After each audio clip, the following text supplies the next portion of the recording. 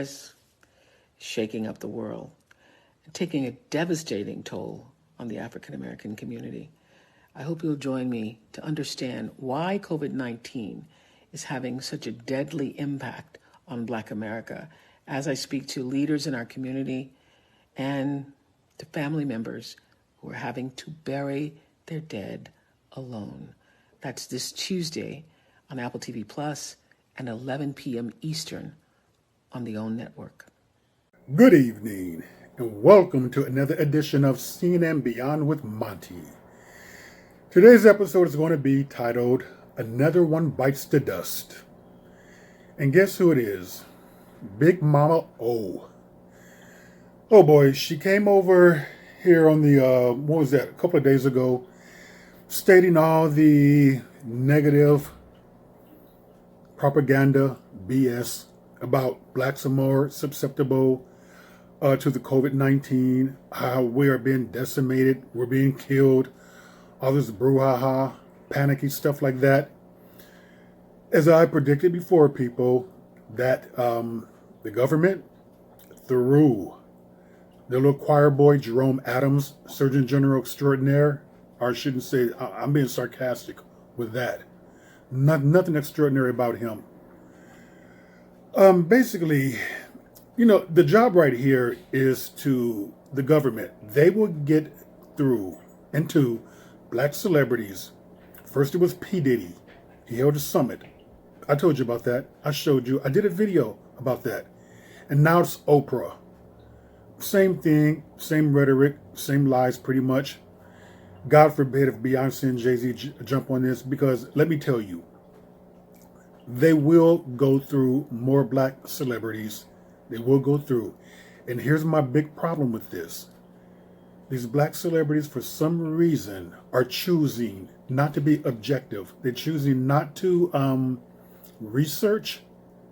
They're choosing not to study. They're choosing not to look at a second or third opinion. They're choosing to ignore history. They choose to ignore the fact that we're in a racist society. This racism encompasses everything. I mean, it's woven into every fabric of our society. CDC, let's give a little history about them. From 1969 to 1972, they supported and took over and defended the infamous Tuskegee experiment, where 400 black men were not treated for syphilis. Some people claim that they were injected with it too, but anyway, they were not treated for syphilis. They were given a placebo, but they were watching the ravages of what happened, allowing them to infect their partners and other people without doing anything about it. They took over that from 1969 to 1972. Remember when Barack Obama was president and Michelle Obama was first lady, and they came up with all this negative information about black women, about how black women are the number one carriers of herpes, about how they were 51% of women in the U.S. diagnosed with herpes? Well, it's not true. Let me let you in on a little secret as to how they were doing that. What they were doing was that black women, who were 14% of the female population, they would make them 63% of a study group. White women, who were like 72% of the female population, they would bring them down to 23% of the study group. And then they would add some Latinos, some Asians in there. But you see what the trickery was right there. They were taking a larger share of black women. They were sampling a larger share. So when you do that magically, or not so magically, the percentage with the larger amount will be the most people with the illness or disease. That was our CDC. CDC also lied about the vaccinations given to black boys, where a lot of them came out with autism, and they tried to cover that up and threw away the documentation about that.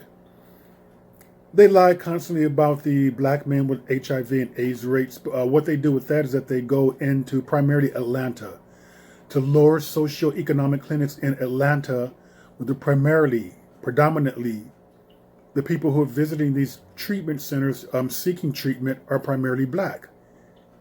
So they ignore areas like San Francisco, Boston, Connecticut, white areas pretty much, and concentrate and focus on black areas. Naturally, when you do that, the percentages of people who will have a certain illness, disease, will be black if you go into a predominantly black area. So therefore, here's the problem. These black celebrities are not questioning anything.